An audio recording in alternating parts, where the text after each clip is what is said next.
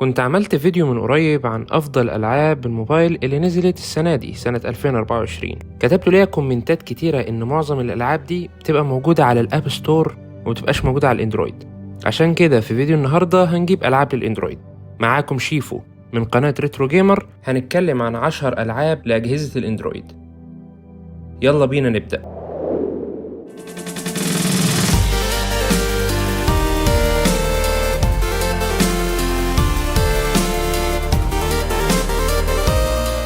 رقم 10 معانا درايف ديفيجن.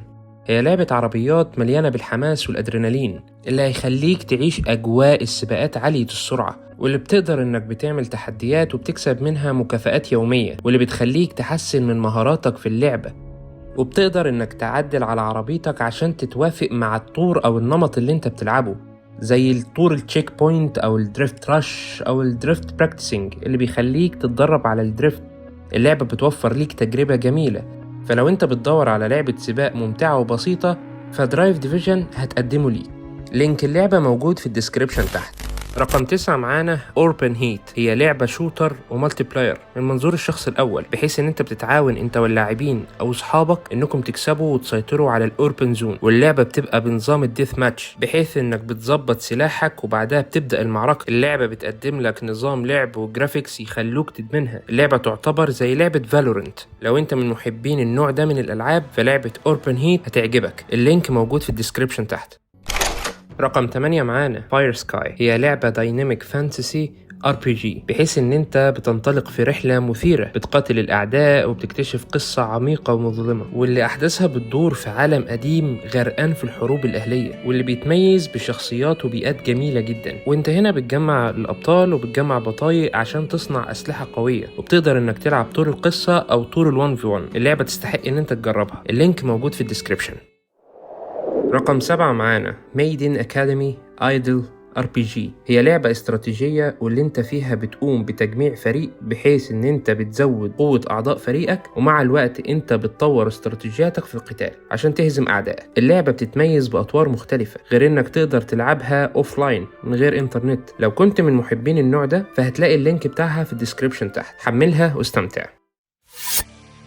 رقم 6 معانا فيري تيل فيرس فايت، اللي مستوحاة من انمي فيري تيل. اللعبة 3D، لعبة قتالية وبتتضمن قصة الانمي، بحيث ان انت بتشارك في معارك او فايتات ضد 40 ساحر في بيئات مختلفة، وانت بتقدر انك تستخدم السحر وقدرات ومهارات عشان تقتل اعدائك. واللعبة فيها برضو طور ال1v1. لو كنت بتحب الالعاب الانمي فاللينك هتلاقيه في الديسكريبشن تحت.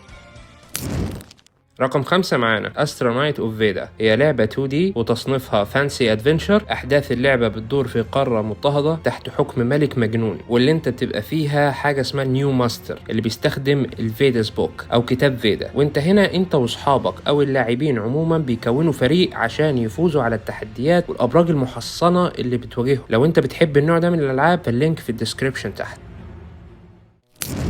رقم 4 معانا جانكيرينج. هي لعبة أكشن أدفنشر، وعالم اللعبة موجود ما بعد نهاية العالم، بحيث إن أنت بتعمل روبوت من الحاجات القديمة، أو بمعنى صح من الخردة. إنك هنا بتواجه أعداء برضو من الروبوتات المصنوعين من الخردة، وبتحاول إن أنت تكسب الفايت أو المعركة اللي أنت فيها. اللعبة بتتميز بالرسم الكرتوني، والنوع ده أنا بفضله. فلو عجبتك اللعبة اللينك هتلاقيه تحت في الديسكريبشن.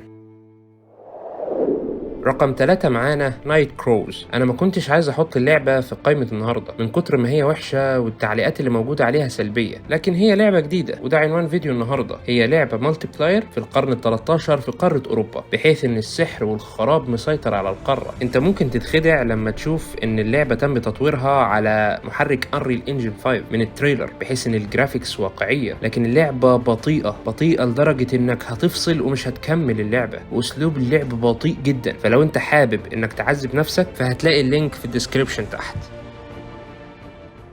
رقم 2 معانا سولو ليفلينج. هي واحدة من أكتر الألعاب المنتظرة السنة دي. اللعبة بتاخدك في رحلة إنك بتغير مستقبل العالم، واللعبة أونلاين، وإنت بتلعب بشخصية جين الصياد، وبيبقى ضعيف جدا وإنت هنا بتطوره مع الوقت عشان يبقى أقوى. واللعبة بتقدم جرافيكس هاي كواليتي، وأسلوب القتال من خلال إنك تشوفه هتتأكد إنه ممتع جدا. لو إنت تعرف قصة الأنمي فاللعبة دي مقتبسة منه، فاللعبة دي هتعجبك. اللينك هتلاقيه موجود تحت في الديسكريبشن.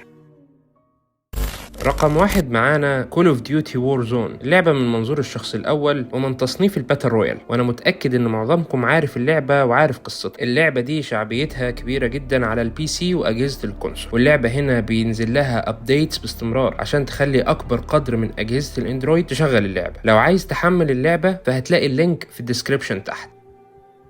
وهنا نكون وصلنا لنهاية الفيديو، ودي كانت 10 ألعاب جديدة على الأندرويد. لو عجبكم الفيديو ما تنسوش تضغطوا زرار اللايك، ولو مش مشترك في القناة اشترك عشان محتاجين ان احنا نوصل ل 500 سبسكرايبر في اقرب وقت، وما تنسوش زرار الجرس عشان توصل لكم فيديوهاتنا اول باول. تصحبكم السلامة.